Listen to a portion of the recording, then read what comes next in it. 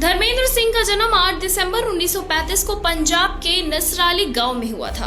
वो भारतीय सिनेमा के प्रतिष्ठित अभिनेता और निर्माता हैं। उन्होंने 1960 के दशक में अपने करियर की शुरुआत की और जल्द ही बॉलीवुड में एक बड़े सितारे के रूप में स्थापित हो गए। उनकी लोकप्रियता और दमदार अभिनय के कारण उन्हें ही मैन के नाम से भी जाना जाता है।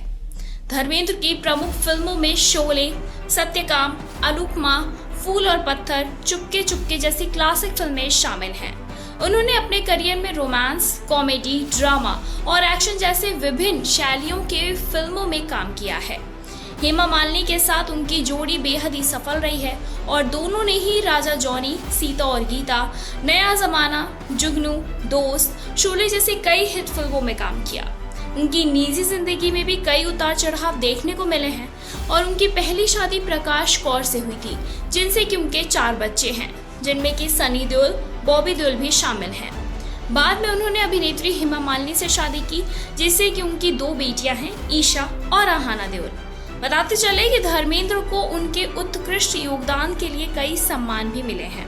उन्हें Filmfare life time achievements award और भारत सरकार द्वारा पद्म भूषण से भी सम्मानित किया गया है। उनकी फिल्म शोले को भारतीय सिनेमा की सबसे महान फिल्मों में से एक माना जाता है। आपको बताते चले, इसी के साथ ही धर्मेंद्र सिंह का जन्म 8 दिसंबर 1935 को पंजाब के नसराली गांव में हुआ था। वो भारतीय फिल्म उद्योग के एक प्रसिद्ध अभिनेता और निर्माता हैं। धर्मेंद्र की कुछ प्रमुख फिल्में भी हैं जिसके लिए वो जाने जाते हैं। धर्मेंद्र सिंह ने अपने ही जीवन में कई पुरस्कार और सम्मानों को प्राप्त किया है। उन्हें Filmfare life time achievement award और पद्म भूषण से भी सम्मानित किया गया है। उनकी सबसे सफल जोड़ी हेमा मालिनी के साथ थी, जो आगे चलकर उनकी पत्नी बनी। इस जोड़ी ने राजा जॉनी, सीता गीता, शराफत, नया जमाना, पत्थर और पायल, तुम हंसी मैं जवान, जुगनू, दोस्त, चरस, माँ, चाचा भतीजा, आजाद और शोले सहित कई फिल्मों में एक साथ काम किया।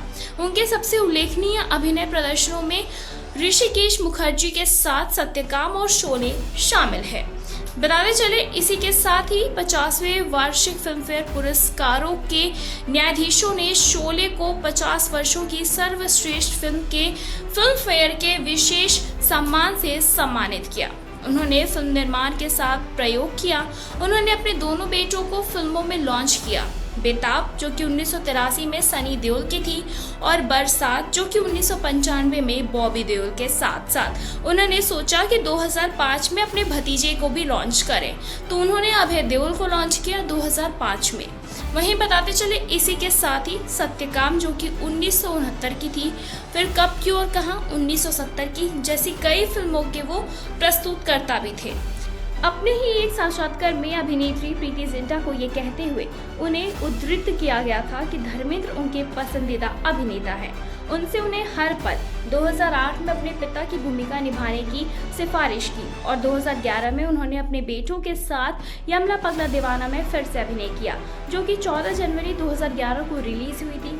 एक सीक्वल यमला पगला दीवाना 2 2013 में रिलीज हुई। वो अपनी बेटी ईशा देओल के साथ 2011 में अपनी पत्नी हेमा मालिनी के निर्देशन में बनी फिल्म टेल मी ओ खुदा में दिखाई दिए थे। फिलहाल इस पर आपकी क्या कुछ राय, हमें कमेंट सेक्शन में कमेंट करके जरूर बताएं।